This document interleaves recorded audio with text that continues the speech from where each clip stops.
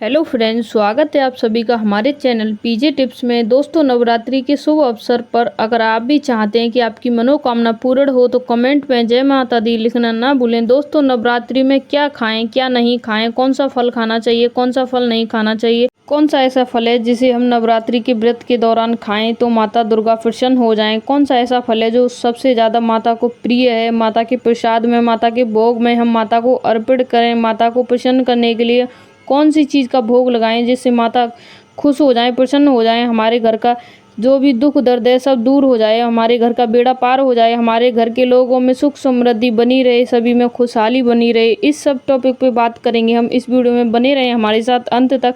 लेकिन अभी तक आपने हमारे चैनल को सब्सक्राइब नहीं किया है तो प्लीज़ चैनल को सब्सक्राइब जरूर करके जाएँ। माता रानी के लिए प्लीज़ एक बार चैनल को सब्सक्राइब जरूर कर दीजिए।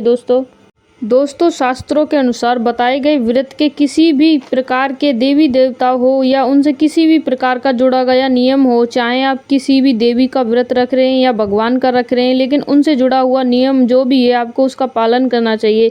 जैसे किसी देवी का, संतोषी देवी का व्रत करते हैं तो उसमें खटाई नहीं खानी चाहिए, कुछ लोग खा लेते हैं, तो इससे व्रत रखने का कोई फ़ायदा नहीं रहता है। आपको जो भी नियम है उसका पालन जरूर करना चाहिए।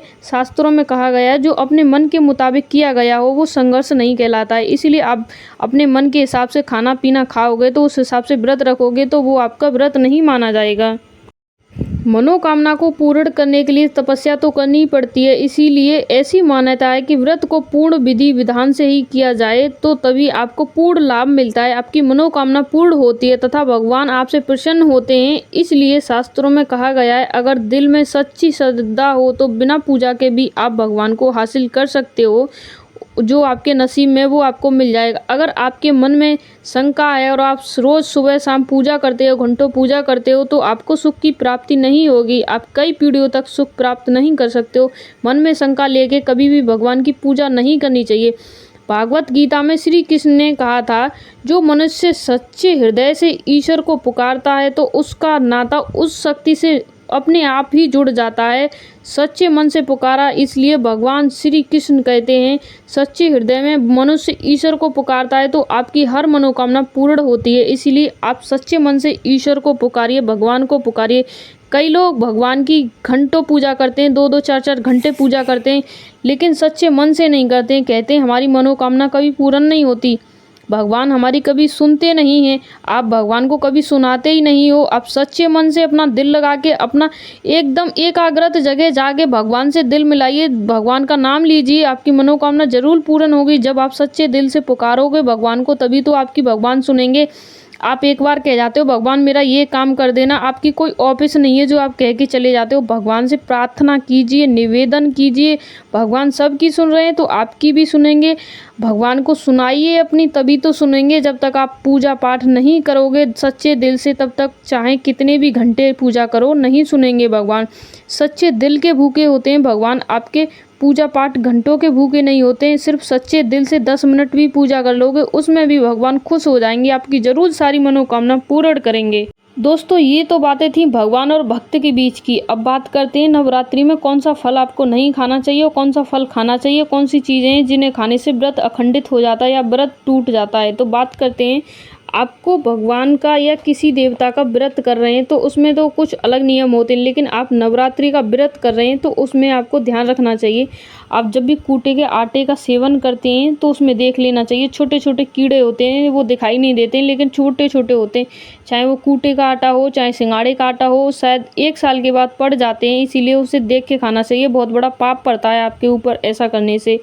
नंबर 2, अगर आप अपने घर में चाहे बाज़ार से कोई जूस लाते हो और आपके फैमिली वाले पीते हैं, व्रत हैं सभी लोग, और मार्केट के जूस को आप पीते हो तो कई प्रकार के केमिकल मिलाए जाते हैं, तो इससे आपका व्रत अखंडित हो जाता है, व्रत टूट जाता है। इसीलिए आपको व्रत के दौरान ध्यान रखना है, मार्केट का जूस न पी के अपने घर पे ही जूस बनाएं, डिब्बे वाला पैकिंग वाला जूस न पिएं।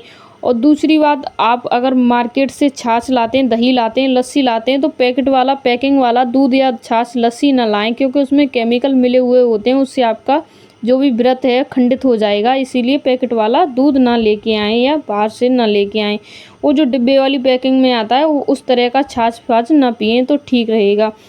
और आपको ध्यान रखना है कि आप व्रत में वैसे नींबू नहीं खाया जाता है, उसमें ऐसा नहीं है कि वो फल नहीं है, फल है लेकिन खट्टी चीज़ नहीं खाते हैं देवी के व्रत में, इसीलिए आपको फल में खाना है, नींबू नहीं खाना है। कुछ और खा सकते हो, जैसे आप केला खा सकते हो, संतरे खा सकते हो, आप चाहें तो अमरूद खा सकते हो, ऐसी चीज़ें खा सकते हो, आपके पास उपलब्ध हो वो फल खा सकते हो।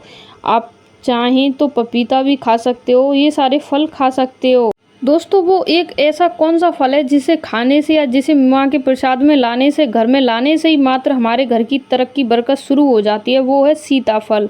माँ सीता का आशीर्वाद छिपा हुआ है, माँ सीता का आशीर्वाद है, माँ सीता ने वनवास में ये फल ही धारण किया था, खाया था, इसीलिए आप अपने घर में सीताफल लाते हैं, माँ को प्रसाद के रूप में चढ़ाते हैं, फिर उसके बाद आप उसे ग्रहण करते हैं या प्रसाद के रूप में बांटते हैं, तो आपके घर में सुख समृद्धि आती है, आपके घर की जितनी दरिद्रता है दूर हो जाती है, आपके घर में धनवान की कमी नहीं आती है। इसीलिए आप सीताफल जरूर खाएं व्रत के दौरान। और दूसरा सेब, व्रत के दौरान सेब और सीताफल दोनों चीज़ों को आपको जरूर खाना चाहिए, इससे माता अति ज़्यादा प्रसन्न होती हैं। दोस्तों अगर आप व्रत रखे हो 9 दिन और उसमें आप भर पेट खाना खाते हो, यानी नाक तक, यानी ये बोलते हैं गले तक खाना, तो इतना खाना नहीं खाना है, इससे आपका व्रत पूर्ण नहीं होगा। जो भी इंसान व्रत रहते हैं उन्हें थोड़ा हल्का हल्का भोग लगाना चाहिए, इतना पेट भर के खाना नहीं खाना चाहिए, इससे आपको जो भी व्रत रखा है आपने कोई फ़ायदा नहीं हो।